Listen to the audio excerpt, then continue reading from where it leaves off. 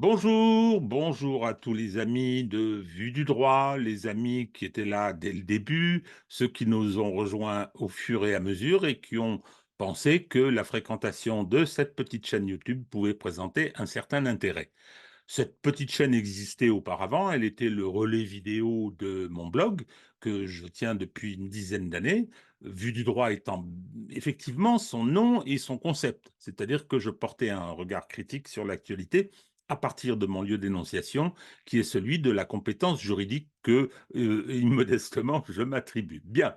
Eh bien, avec le début de la guerre en Ukraine, l'intervention russe le 24 février 2022, j'ai pensé qu'il était nécessaire de mener un combat contre le déferlement assez stupéfiant, le déferlement de propagande, de délire, de mensonges auxquels on a été confronté concernant ce qui se passait. La France, de ce point de vue-là, a été probablement un des pires pays. C'est devenu une habitude d'ailleurs, on le voit là plus récemment avec ce qui se passe au Proche-Orient. Et il m'est apparu dans un premier temps nécessaire de mener un combat de réinformation, c'est-à-dire stigmatiser les délires, les mensonges, le racisme assez sidérant qui s'exprimait à cette occasion, et c'est ce que nous avons fait dans un premier temps avec Sylvain Ferreira. C'était un combat, j'insiste, de réinformation. Bien. Un an et demi après, et après le déroulement de l'année 2023, les choses ont changé. Les choses ont changé parce que aujourd'hui, mentir, déformer, c'est plus difficile. Ça reste la spécialité d'un certain nombre de personnes dont on va parler, mais c'est plus difficile. Le réel arrive parfois à se frayer un chemin, et il se fraye d'autant plus un chemin que on fournit des éléments concrets, on fournit des éléments factuels, une analyse du réel qui permet de mieux appréhender ce qui est en train de se passer. Sylvain Ferreira n'ayant pas souhaité poursuivre l'aventure, c'est Hervé Carrès qui nous a rejoints, et il y a eu effectivement cette inflexion dans notre présentation, dans les émissions que nous produisions. D'abord, il y a une petite diversification, un certain nombre d'autres sujets sont venus, toujours autour du conflit mondial. Et, mais maintenant, c'est clair que cette vidéo hebdomadaire, euh, dont je vais faire un petit bilan, cette vidéo hebdomadaire porte bien évidemment sur la dimension militaire et technique, et bien évidemment géostratégique du conflit mondial, parce que je crois que c'est un conflit mondial, même si il prend des formes particulières, et ça n'est pas une guerre mondiale chaude comme il y en a eu dans le passé, mais aujourd'hui, il est important de savoir concrètement ce qui se passe, et malheureusement, en France, sur ce sujet, comme sur les autres, les journalistes, outre que ce sont des militants politiques directement, ils sont en général ignares, incultes et incompétents. Donc, la compétence, on essaye d'en faire preuve un petit peu. Alors, vous avez vu au début le générique auquel vous êtes habitué. Alors, je l'ai rallongé parce que justement, hein, c'est une vidéo qui se propose de faire un bilan. Et par conséquent, bon, sous forme de tout petit cadeau, je l'ai rallongé. On y trouve naturellement, comme d'habitude, c'est devenu un peu, comme disent les anglo-saxons, un private joke, hein, un petit gag privé que nous nous faisons. On y retrouve la fort compétente Maria Zakharova. Alors, voilà ce que je souhaiterais voir aujourd'hui en plusieurs chapitres. Vous voyez derrière moi un fond, il est nouveau.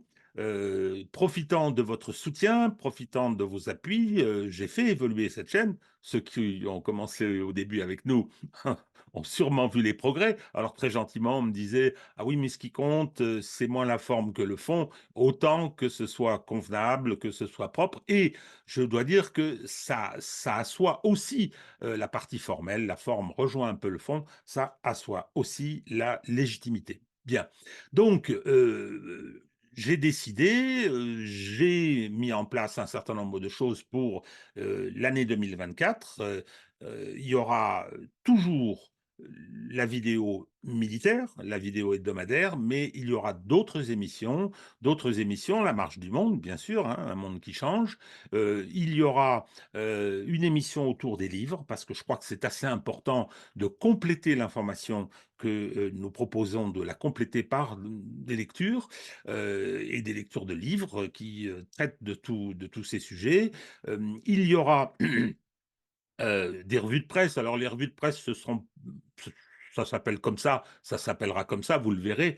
Ce sera le moyen de parler de l'actualité, hein, de faire des points d'actualité, plutôt que d'avoir la prétention de faire un journal télévisé, mais en partant de quelques informations que l'on trouve dans la presse. Alors, quand je dis dans la presse, c'est les médias mainstream, mais bien évidemment aussi les réseaux qui sont fondamentaux et que, comme par hasard, le pouvoir de Bruxelles, le pouvoir de Paris, essaye de mettre en cause parce qu'il propose un récit qui est différent de celui que l'on tente de nous imposer. Il y aura également ce que j'ai appelé les cartouches de vie du droit. Cartouche, c'est une munition. Ce sera l'occasion de faire un petit peu de peut-être polémique, oui, hein, pourquoi pas, parce que la polémique, c'est un exercice qui est assez roboratif. Donc, ce sera le moyen de pointer un certain nombre de choses, parce que on entend tellement d'horreurs, on a tellement de gens qui se déshonorent, et je pense en particulier aux politiques et aux journalistes, que de temps en temps, on se passera les nerfs sur certaines cibles que vous appréciez, que vous connaissez et que nous avons pris l'habitude d'épingler. J'ai vu aujourd'hui le servant Garcia, qui est quand même un des pires. Je l'ai vu avec un bonnet sur la tête sur LCI, je crois. Enfin, j'ai vu ça sur les réseaux parce que je ne les regarde pas en direct. Moi, j'ai pas ce courage. Hervé Carès le fait, moi, j'y arrive pas. Hein. Donc, j'ai des bouts que je trouve sur les réseaux. Et là, la photo de monsieur Servant, le fameux Servant Garcia, avec son bonnet, avec quelque chose d'extraordinaire. Donc, je vous propose de la voir derrière moi. Elle est assez impressionnante. Voilà. Donc, c'était cette présentation, cette introduction à cette vidéo bilan de l'année et vœux de nouvel an. Bon, alors si on voulait faire un petit récapitulatif, bien évidemment, on commencerait par ce qui s'est passé en Ukraine. Alors, je vous invite, parce que je ne vais pas le reprendre sur cet écran, je vous invite à la lecture de mon article sur le blog qui s'appelle toujours d'ailleurs, les 5 défis relevés par Vladimir Poutine. Alors, on en a beaucoup parlé, nous, sur cette chaîne, au fur et à mesure. Mais dès le départ, si vous vous rappelez, on a indiqué avec Sylvain, puis après avec Hervé Carès, on a indiqué qu'on considérait que le rapport de force guerrier qui existait entre l'Ukraine et la Russie empêchait une solution qui aurait vu l'Ukraine emporter sur le terrain militaire. Il y avait tout un tas de différences déjà démographiques tout à fait importantes, des différences en ce qui concernait les ressources industrielles, euh, la tradition militaire russe, qui, malgré la chute de l'Union soviétique, existe toujours et on a vu assez brillamment dans les périodes récentes. Donc, je pense à la Syrie. Je pense aussi à ce qui s'est passé en Ukraine. Donc, dès le début, on a dit ce qu'on nous présente, cette possibilité d'une victoire ukrainienne contre la Russie nous semblait très, très problématique. Alors, bien évidemment, il y a eu plusieurs séquences. La première séquence, et on le sait, c'est tout à fait indiscutable aujourd'hui, ça a été reconnu par les négociateurs du projet de traité de paix entre l'Ukraine et la Russie, traité de paix qui était signé par les partis et qui a été empêché, dont la mise en œuvre a été empêchée par l'Occident. Euh, le message a été porté très fermement par Boris Johnson, sur la base d'un mensonge d'ailleurs, c'est on va vous soutenir, donc vous pouvez y aller, il ne faut pas faire la paix, nous vous soutiendrons jusqu'au bout et nous allons détruire la Russie. Donc, vaste blague, qui s'est vérifiée dans les faits, parce que si on veut avoir une lecture de ce qui s'est passé, ben, je suis désolé, les Russes ont enchaîné les victoires. Ils ont eu des revers tactiques, tout à fait indiscutablement, mais même l'évacuation de Kherson, et Hervé nous l'a parfaitement démontré avec le passage rétrograde du Dniepr, l'évacuation de Kherson a été un succès tactique. Et lui, il considère que c'est l'un des tournants de la guerre parce que la Russie a préservé ses forces et a ensuite pu se préparer à la fameuse contre-offensive de l'Ukraine qu'on nous annonçait à grand son de trompe, ce qui sur le plan militaire est assez hallucinant, nous démontre bien qu'il s'agissait d'une initiative de communication pour permettre la poursuite du soutien et la poursuite de l'armement de l'Ukraine, parce que alors que dans un premier temps, en février 2022, les Russes se sont confrontés, avec parfois des résultats difficiles, se sont confrontés euh, à l'armée ukrainienne. Par la suite, c'était une armée nouvelle, qui était une armée ukraino-OTAN. Hein, et d'ailleurs, la puissance qui a été mise au service de l'Ukraine n'était pas négligeable. Malgré cela, les Russes se sont préparés, ils ont remporté en 2023, ils ont remporté la bataille de Bakhmout sur les bases qu'ils souhaitaient, c'est-à-dire qu'ils ont euh, eu une stratégie offensive d'attrition, ce qui est assez rare, hein, mais ils sont arrivés à leur fin. Ils l'ont emporté à Bakhmout, comme ils l'avaient emporté sur des bases très différentes l'année précédente à Mariupol, et par conséquent, le, le cette victoire leur a permis, en parallèle, de se préparer à la fameuse contre-offensive ukrainienne, qui est un échec spectaculaire, spectaculaire, prévisible.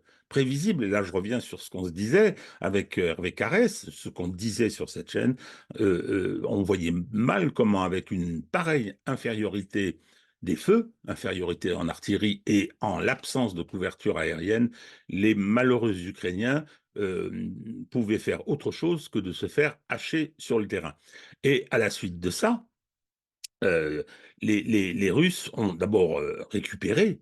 Ils ont récupéré le peu de terrain qu'ils avaient concédé dans cette contre-offensive du côté de Zaporozhye et ailleurs, ils ont, Advika en particulier, ils ont relancé une phase offensive, mais une phase offensive dans la guerre du XXIe siècle. Ne pas négliger cet aspect des choses, ne pas négliger cet aspect des choses, c'est-à-dire que aujourd'hui, avec les couvertures ISR, c'est-à-dire tout ce qui relève de l'information sur le champ de bataille, avec l'utilisation des matériels, et je pense en particulier aux drones, hein, c'est une mutation tout à fait extraordinaire, ce qui fait qu'aujourd'hui, l'offensive est quelque chose de très difficile.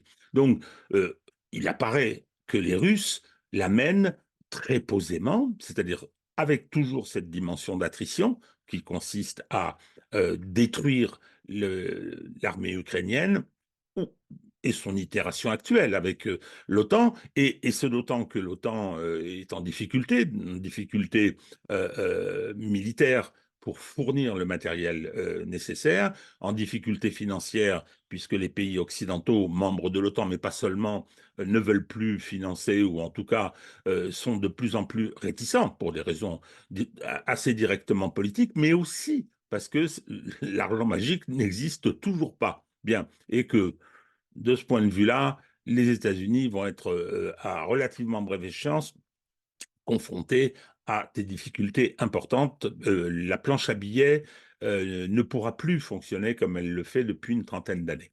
Donc, actuellement, les Russes ne sont pas pressés. Moi, ceux qui me suivent hein, savent que depuis longtemps, j'avais cette expression qui est assez peu adaptée, je le reconnais, les Russes font durer le plaisir. Non, non, ils ne sont pas pressés.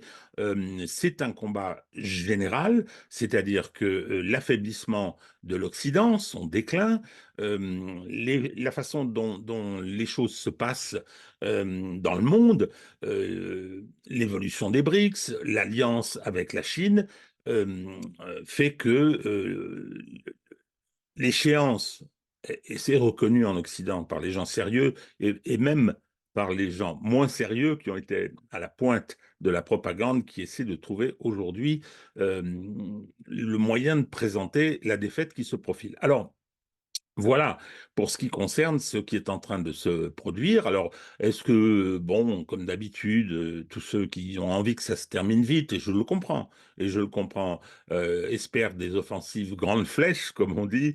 Moi, personnellement, je n'y crois pas trop.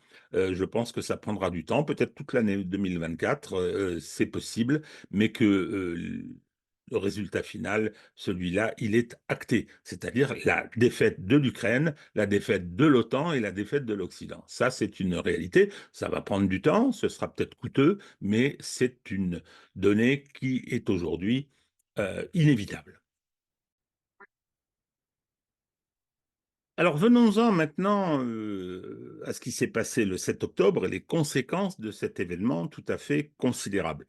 Ce que certains présentent comme une tempête parfaite, non pas parfaite pour tel ou tel, mais parfaite dans ce qu'elle expose tous les éléments du conflit mondial qu'elle implique. Alors, le Hamas, en intervenant de la façon qu'il l'a fait le 7 octobre, devait savoir quelle serait la réaction israélienne. Et ça, j'ai toujours dit que la violence de celle-ci, sur laquelle on va revenir, la violence de celle-ci, son caractère de vengeance et de punition collective face au traumatisme qu'a ressenti la société israélienne était effectivement prévisible.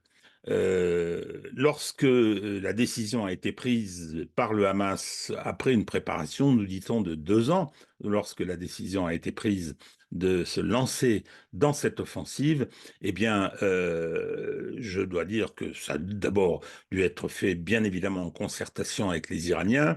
Je suppose que les Russes et les Chinois étaient au courant.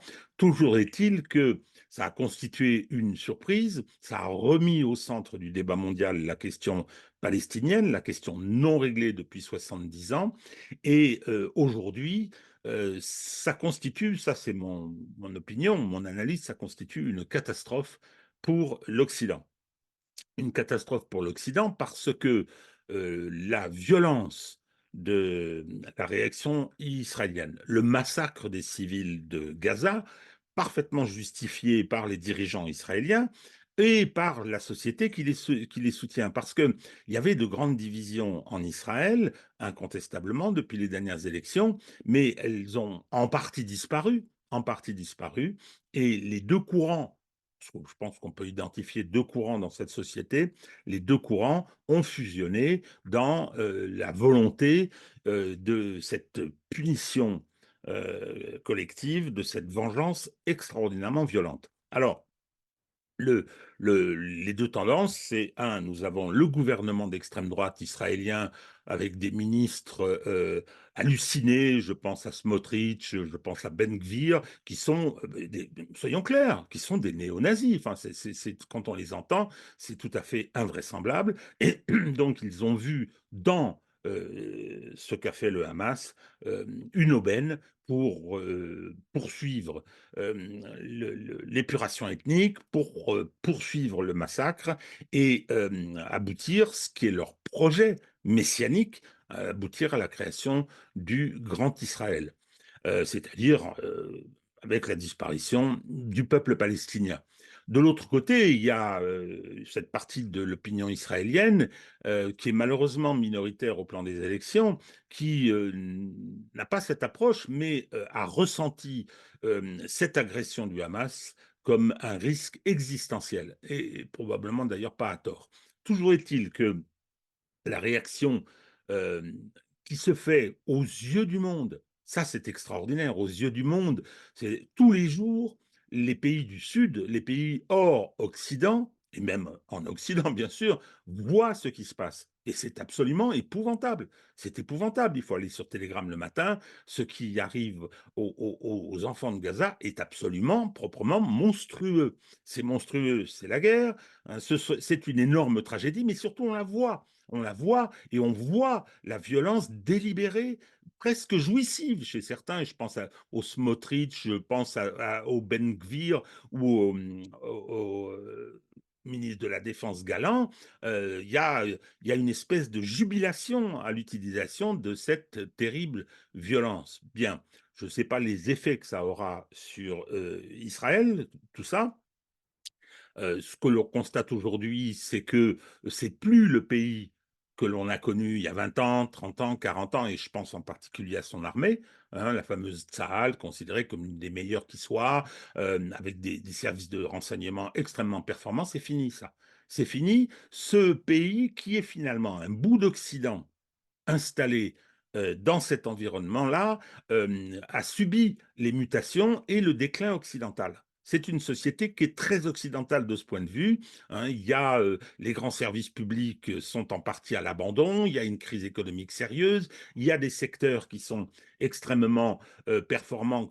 Ce sont ceux qui relèvent des start-up, relèvent des moyens de surveillance et de répression, qui sont expérimentés d'ailleurs sur les Palestiniens. Et donc, cette société aujourd'hui, qui est un bout d'Occident, le 52e euh, État des États-Unis, cette société euh, est en train de se déconsidérer. Pourquoi il y a cette réaction dans le monde? Ça, c'est mon analyse. Pourquoi il y a cette réaction face à ce qui est en train de se produire? C'est parce que Israël montre le pire de l'Occident. Montre le pire de l'Occident. L'Occident, depuis qu'il domine le monde, depuis 5 siècles, domination qui est en train de s'amoindrir et probablement qui va aboutir à son déclin, sinon son effondrement qui n'est absolument pas inévitable. Donc, cette domination, elle s'est faite avec des progrès apportés, mais aussi avec des tragédies terribles. Hein. Il y a eu des génocides, il y a eu l'esclavage, il y a eu la colonisation avec l'exploitation brutale. Tout ça fait que l'Occident a quand même montré, et même depuis la chute de l'Union soviétique, avec le comportement des États-Unis, je pense aux guerres au Proche-Orient, aux guerres au Moyen-Orient, cette part profondément négative et par conséquent meurtrière, je ne parle même pas des 2 guerres mondiales du XXe siècle, qui ont été mondiales, c'est-à-dire qu'elles ont été déclenchées par l'Occident. C'était des guerres internes à l'Occident qui ont été étendues au monde, avec des bilans absolument effroyables. Toujours est-il que cette partie-là, c'est-à-dire cette brutalité, cette capacité à la brutalité, à la violence et au génocide, eh bien, Israël est en train, avec le soutien des États-Unis, et c'est ça le plus sérieux et le plus grave, c'est-à-dire que les États-Unis sont les auteurs aussi, les co-auteurs de ce qui se passe à Gaza. Et je pense que ça va laisser des traces considérables parce que aujourd'hui, les leçons de morale de l'Occident sont impossibles. J'ai fait un article à ce sujet auquel je vous renvoie aussi. Il y a un panneau dans les manifestations. Est-ce que vous savez ce qui est également mort à Gaza? C'est le mythe de la démocratie et de l'humanité occidentale.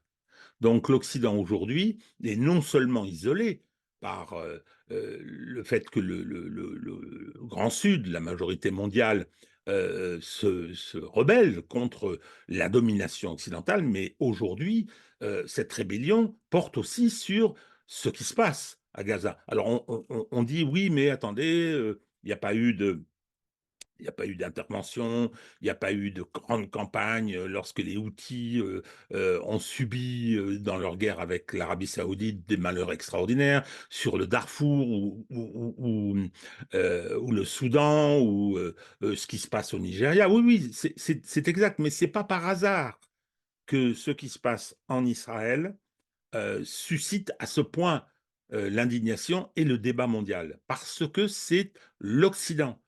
hein, au travers d'un pays, d'une structure, qui est une structure coloniale de peuplement. C'est assez curieux parce que elle a été créée, cette structure, cet État a été créé juste après la Deuxième Guerre mondiale, au moment où le monde se lançait dans la décolonisation, les empires occidentaux étaient en train d'être démantelés, eh bien, on a eu à contre-cycle la création de cet État colonial. Donc, la réprobation dont fait l'objet Israël, c'est une réprobation de l'Occident. C'est un abcès de fixation. Enfin, bon, ça, c'est mon analyse, hein, j'oblige personne à la partager, mais je pense que les conséquences vont en être considérables. D'abord, je pense que Israël ne s'en remettra pas, ne s'en remettra pas. Il s'est perdu dans cette réaction, dans ce qu'il a montré à cette occasion et ce qu'il a montré de ce qu'était devenu sa société. Je suis assez pessimiste. Je ne suis pas ravi d'être pessimiste, hein, loin de là, mais je pense que Israël s'est perdu et l'Occident, dans son soutien, alors, elle a le soutien des États-Unis, hein, qui est sans barguigner. Celui des autres pays occidentaux, il est plus mesuré, plus contradictoire. Mais les opinions publiques, sauf en France. Alors, la France, avec l'Allemagne, c'est le pire pays. Hein. Faut pas importer le conflit israélo-palestinien et les institutions, le bloc élitaire, les journalistes ont totalement pris parti pour Israël. C'est une position qu'on peut avoir, mais après, il ne faut pas venir dire qu'on ne veut pas importer le conflit. Si, on l'a importé pour prendre le parti d'Israël. Donc, mais en dehors de la France et de l'Allemagne, toutes les opinions publiques en Occident sont extrêmement divisées sur cette question. Il y a des manifestations au point qu'aux États-Unis, certains se posent la question d'une aggravation, en particulier dans la jeunesse, toutes les études le montrent, et de la survenance d'un phénomène voisin de celui que l'Amérique a connu au moment de la guerre du Vietnam. Bien, donc voilà, ça c'était pour ce qui concernait cette tempête parfaite. Elle n'est pas parfaite pour ceux qui la subissent. Le peuple palestinien paye un tribut extraordinairement lourd, mais on va se rappeler que dans toutes les luttes de libération nationale, et c'en est une, hein, concernant le peuple palestinien, ceux qui ont été confrontés à la violence ont dû payer. Les Vietnamiens s'en rappellent, les Algériens s'en rappellent, ont dû payer un prix très lourd. Voilà. Bon, cette partie qui va être un peu conclusive, on la commence en jetant un coup d'œil sur ce dessin que j'aime bien, où l'on voit les habitants de cette planète extrêmement inquiets de ce que 2024 réserve. Je pense qu'on peut effectivement être inquiet, un peu anxieux peut-être, hein, parce que l'histoire s'est accélérée, ça, on en a parlé à plusieurs reprises, fameuse phrase de Lénine, hein, il y a des décennies où il ne se passe rien et il y a des semaines qui sont des décennies, eh bien, là, on est dans ce rythme-là parce que ça va très vite. Ça va très vite. Et en particulier, euh, il se passe plein de choses dont, naturellement, le système médiatique français ne dit pas un mot. C'est assez impressionnant. C'est assez impressionnant ce qui se passe, ou en tout cas, les événements dont on nous parle, mais sans les analyser, sans voir ce qu'ils impliquent, c'est assez triste. Et je dois dire que, privilège de l'âge, à mon âge, j'ai connu une France où l'information, où la pédagogie était d'un autre niveau que ce qu'il est devenu aujourd'hui. Le système médiatique est lamentable et peut-être, soyons clairs, un des pires du monde. Parce que nos journalistes, nos soi-disant experts, les gens qui peuplent les plateaux sont en général composés d'une majorité d'imbéciles, ignorants et arrogants, c'est-à-dire n'ayant aucun complexe par rapport à cette inculture. Bien, donc, oui, le monde change, le monde bouge. Euh, Quelques petits événements qui sont assez intéressants et qui racontent ce qui se passe. Les Russes et les Chinois se sont mis d'accord pour le développement d'une zone qui est la province la plus au nord de la Chine, dont la capitale est Harbin. Je suis incapable de vous restituer le nom de cette province. Et les Chinois ont décidé d'en faire une grande zone prioritaire de développement économique, comme ils ont fait à Shenzhen, par exemple, et ils ont décidé de consacrer au développement de cette zone et développement qu'ils vont mener en coopération avec la Russie, ont décidé d'y consacrer 1400 milliards de dollars, en équivalent, bien sûr, ce qui montre bien ce souhait. Et quand on voit où est cette zone, on voit bien qu'elle va être au cœur de l'Eurasie vers laquelle la Russie s'est tournée. Et la Russie, on est frontalier avec la Sibérie, la Russie a passé des accords avec la Chine, acceptant que la Chine ait des pouvoirs de souveraineté sur certaines parties, qui permettront justement les connexions, qui permettront l'articulation avec cette zone voulue par les Chinois. Et continue, bien sûr, toute l'installation des corridors, c'est les BRI, la nouvelle route de la soie, euh, qui sont très chers au cœur des Chinois parce qu'ils savent très bien que cette question des corridors est tout à fait essentielle. L'Europe, dans sa partie asiatique, est de plus en plus équipée. Alors d'ailleurs, cette question des corridors nous ramène au Proche-Orient parce que il s'est produit un événement assez étonnant. C'est la façon dont les Houthis, qui sont une dissidence de l'État yéménite, qui ont subi une guerre féroce avec l'Arabie saoudite, mais les choses se sont réglées. Les Houthis ont dit, voilà, on refuse, puisqu'on est près du détroit de Bab el-Mandeb, on refuse l'entrée des bateaux occidentaux destinés à Israël d'entrer dans la mer Rouge, l'entrée dans la mer Rouge. Bien, donc ils l'ont fait. Je ne vais pas revenir sur les détails, on en parlera peut-être avec Hervé Carès sur les attaques avec des drones bon marché, les attaques de saturation qui ont obligé les États-Unis à riposter avec des armes extrêmement chères pour assurer la sécurité.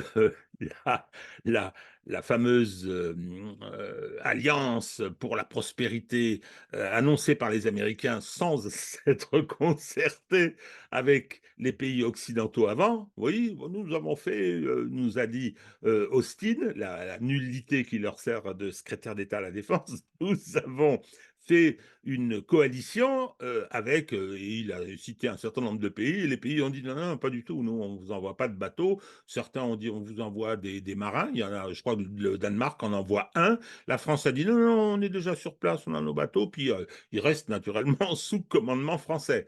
Tout d'un coup, Macron, il a des velléités d'indépendance et de souveraineté, enfin, je ne crois pas trop. Toujours est-il que ça implique une vraie difficulté pour la circulation dans cette zone. Et donc, les compagnies d'assurance refusent d'assurer, les grands armateurs décident d'utiliser d'autres routes. Et là, Poutine est venu dire, mais vous savez, il y en a une qui marche très bien, hein, c'est la route du Nord, la route de l'Arctique. Et d'ailleurs, nous allons mettre en service à très brève échéance des brise-glaces à propulsion nucléaire. Je crois que c'est 6 ou 7, enfin peu importe. Toujours est-il que, oui, effectivement, c'est une solution. Et l'initiative des Houthis, elle met en difficulté Israël, ça c'est clair, qui est déjà en crise économique à cause de la guerre, et ça met également en difficulté les États-Unis, qui sont dans l'incapacité malgré 900, presque 1000 bases militaires dans le monde, malgré des flottes de baignoires en fer, hein, qui sont extrêmement vulnérables, on le mesure maintenant avec les missiles hypersoniques, les États-Unis sont dans l'incapacité d'assurer à certains endroits stratégiques la liberté de circulation des mers. Ça, c'est assez étonnant. Et dans la mesure où il y a une alternative, et que cette alternative sera contrôlée par les Russes, clairement, ça constitue un événement tout à fait considérable. Personne n'en a parlé, ni de la création de cette zone, ni de cette histoire de la route du Nord, de la route arctique. Personne n'en a parlé dans les médias français. Ça ne les intéresse pas. Donc, voilà, j'ai pris ces deux exemples parce qu'ils s'inscrivent dans une évolution qui est une évolution rapide. Et bien évidemment, on va me dire, ah oui, mais les BRICS, Milei,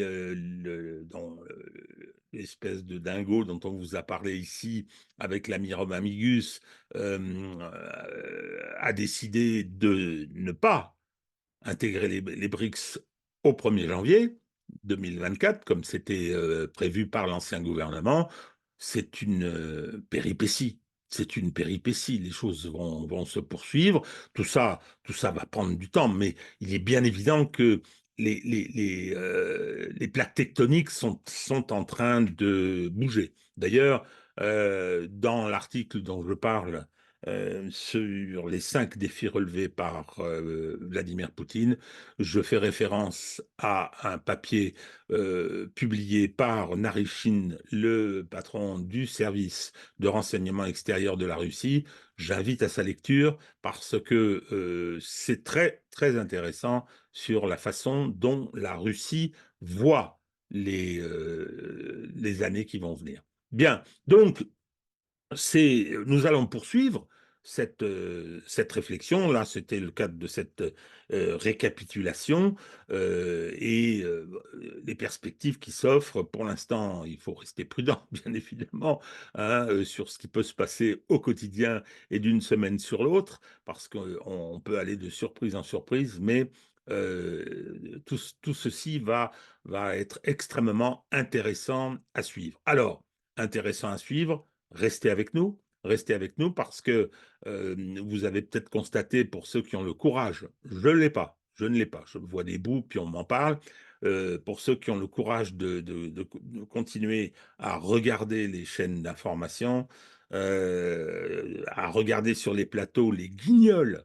qui nous ont dit n'importe quoi. Je pense au colonel Goyafi, enfin, qui nous a dit défaite considérable de la Russie avec Jean Lopez qui a complètement vrillé, un fiasco incroyable, nous disait-il en juin 2023 dans son journal Guerre et Histoire, alors que il avait fait un travail extraordinaire avant sur la guerre germano-soviétique. Il dit aujourd'hui n'importe quoi. Goyafi, fiasco russe, ils n'ont plus de missiles.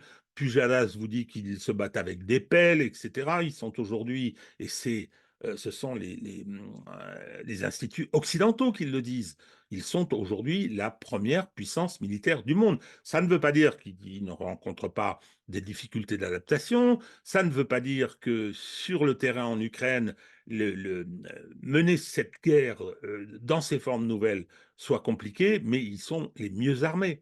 Et tous les observateurs dignes de ce nom savent très bien que aucun pays de l'OTAN, y compris les États-Unis, ne sont en mesure de soutenir une guerre sur le terrain de haute intensité telle que les Russes la mènent en Ukraine.